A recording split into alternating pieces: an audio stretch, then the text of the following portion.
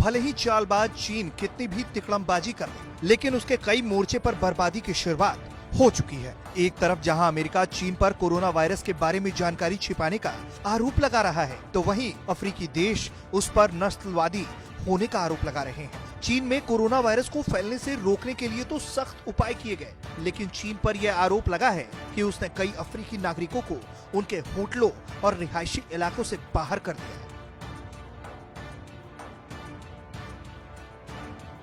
जिसके बाद चीन के इस कदम को लेकर अफ्रीकी देशों में काफी हो हल्ला हुआ और अब चीन को इसका जवाब देना भारी पड़ता जा रहा है। एक तरफ चीन अफ्रीकी देशों में घिर रहा है, तो दूसरी तरफ भारत अफ्रीकी देशों की मदद कर रहा है। कोविड-19 महामारी से लड़ने के लिए अफ्रीका के 13 देशों को जरूरी दवाइयां और मेडिकल उपकरण भेजने का भारत ने फैसला किया है। 17 चीजें जिसमें जरूरी दवाइयां, इंजेक्शन और मेडिकल उपकरण शामिल हैं, इनकी सूची बनाई गई है और इसे इन देशों को भेजा जाएगा। जाहिर है इससे दोनों देशों के बीच के रिश्ते और मजबूत होंगे।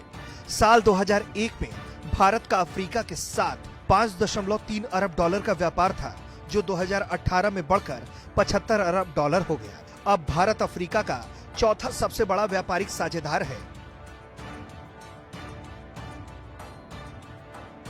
भारत अफ्रीकी देशों को ज्यादातर दवाओं और पेट्रोलियम उत्पादों का निर्यात करता है। हो सकता है कि कोरोना काल में जिस तरह से चीन ने अपना चरित्र दिखाया है, उससे अफ्रीका में उसके लिए परेशानी बढ़ सकती है। चीन की तरह भारत भी अफ्रीकी देशों में मेडिकल बाजार में फैलाव चाहता है।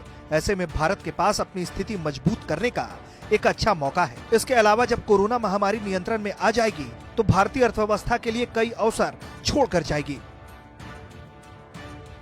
क्योंकि जो अंतर्राष्ट्रीय कंपनियां इस वक्त चीन में हैं, उनके बीच एग्जिट चीन मंत्र यानी चीन से निकलने की सोच मजबूत होती जा रही है।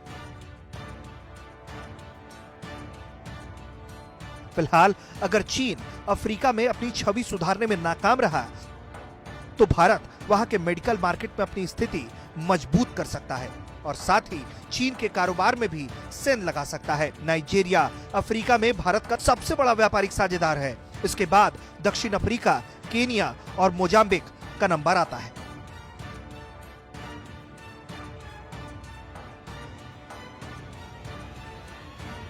ब्यूरो रिपोर्ट, भारत तक।